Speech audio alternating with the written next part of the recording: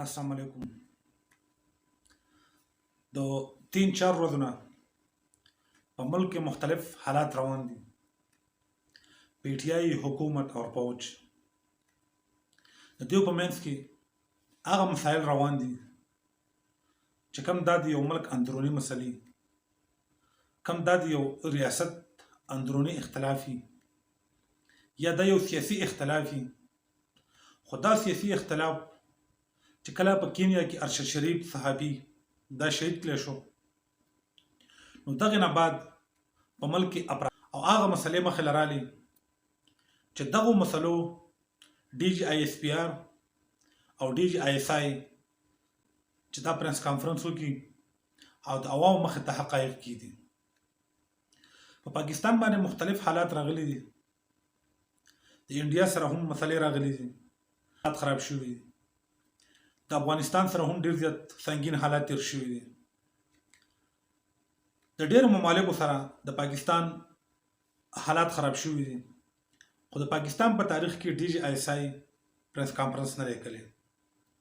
دغه وجه دی چې کله بیرونی اختلافي نو هغه د حل کېدو کوشش شي کېدل، لکه چې هغه ته قوم متحد دي، خلکو ته متحد دي. او چې کله اندرونی اختلاف راشي نو دغه ملک ته، ریاست ته، قوم ته، علاقې ته، ټولو ته نقصان رسوي. پرون کوم ډي جی آی ایس آی کوم پریس کانفرنس وکړو، کوم بیان جاری کو، نو کو په هر لیول باندې خو هغه کوشش دا کوو چې موږ نیوټرل یو او موږ دا غواړو چې نیوټرل پاتې شو، د چا حمایت ونه کو په سیاسي لیول باندې. او زه چې دا د پاکستان په تاریخ کې فعل ازل داسې پریس کانفرنس چې په هغه کې په خپله اسټابلیشمنټ دا غواړي چې موږ نیوټرل پاتې شو او سیاسي خلکو ته موږ موقع ورکړو. خو دا موقع په هر لیول باندې، خو دا د عوامو په زور باندې یا د فوج خپل یو سوچي، خو عوامو ته موقع ورکوي چې د ملک حالات په جوړ شي. نو په دې حالات کې کو چرته همدغه رنګ یو بل باندې اعتراضات او الزامات لګیږي، نو دې سره به ریاست او ادارې کمزوري شي. اوس دا موقع د ملک او د ریاست مخکېوالی د عمران خان او د نواز شریف په لاس کې دی. خو هغې په ذاتي مسایلو کې د یو بل سره نه کیني. نن سبا حالات داسې روان دي چې د ریاست دپاره، د دولت دپاره دوی دواړه یو ځای کیني او داسې یو پلانینګ وکړي تر روان انتخاباتو لپاره، الیکشن کمیشن دپاره، سیاسي استحکام دپاره، د پاکستان د ترقۍ دپاره، چې داسې یو قانون سازي وکړي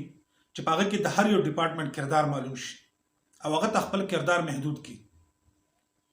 خو چېرته دیو دا ونه کړله نو ملک به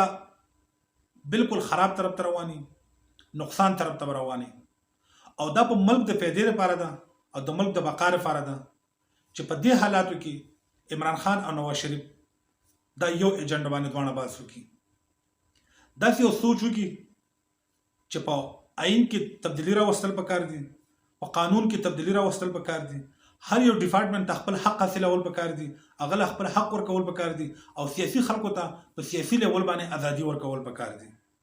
خو په دې خبره باندې دا دواړه یو شي نو د دې سره به ملک هم د معیشت به هم ښه شي او ملک به هم د مسایلو نه وځي. او که چېرته دې دواړه یو نه شول نو روان نسل به عمران خان او نواز شریف د هر څه ذمهوار ټاکي. ځکه چې هغه اداره چې کوم به خلکو ذمهواره ټاکله، هغه خپل پریس کانفرنس وکړو،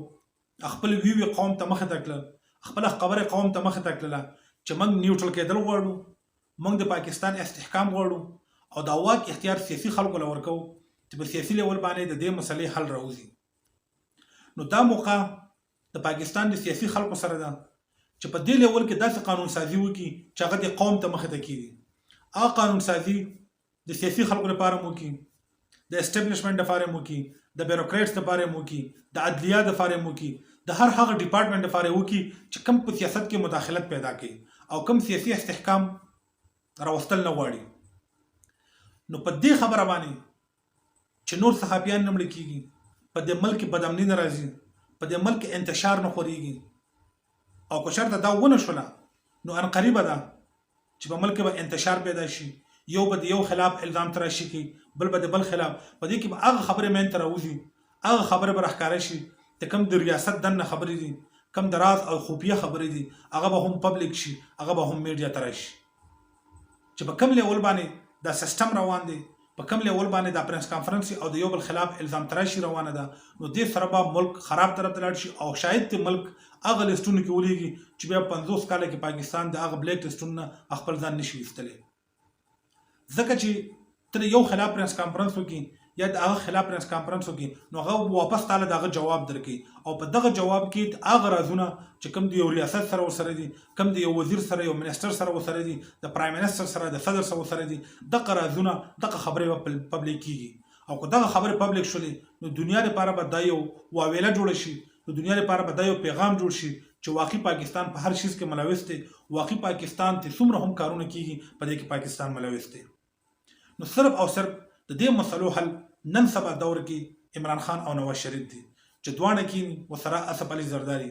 چې درې ونه کینی او یو سیاسي سوچ وکړي، په سیاسي لیول باندې داسې قانون سازي وکړي چې هر ادارې ته خپل رائټ ورکړي او هر اداره د خپل لیول پورې محدود کړي چې هغه د بل په کار کې مداخلت نه کوي، نه بل کار ته نقصان شي رسولی، نو ملک به ان شاء الله مضبوط شي او ملک به په ترقۍ باندې رواني. او که دا ونه شوله نو پاکستان به ډیسټیبلایز شي، پاکستان ته به نقصان وشي په هر لحاظ سره، مالی لحاظ سره، جاني لحاظ سره، په هر لیول باندې. اوس په دې حالات کې نواز شریف او عمران خان کېنلي روان انتخابات وشي نو ټول اولنۍ خبره خو به کېدای چې په یو بل باندې به الزامات لګي چې تا دانلي وکړه او ما دانلي وکړه. نو دې نه بهتره دا ده چې په دې حالاتو کې دواړه لیډران کېني، الیکشن کمیشن مضبوط جوړ کړي، مزیدار الیکشن وکړي. که چېرته مزیدار الیکشن ونشي نو بیا به هم لانګ مارچ درنې دا به سټارټي، ملک به هیڅ کله ترقي ونه کړي، نه به ملک له ترقي مخې ته راشي. د ملک د ترقۍ لپاره مخکې نه سوچ کول پکار دي، مخکې نه دا ټول لیډران کېنول پکار دي چې داسې یو مضبوط سیستم جوړ کړي، داسې یو مضبوط جمهوریت جوړ کړي او داسې یو مضبوط نظام جوړ کړي چې هر یو شهري ته د فریډم اف د ایکسپریشن، د اواز ازادي، هغه ته د خپل حق ازادي، هغه خپله خبره شي کولی او په هغه باندې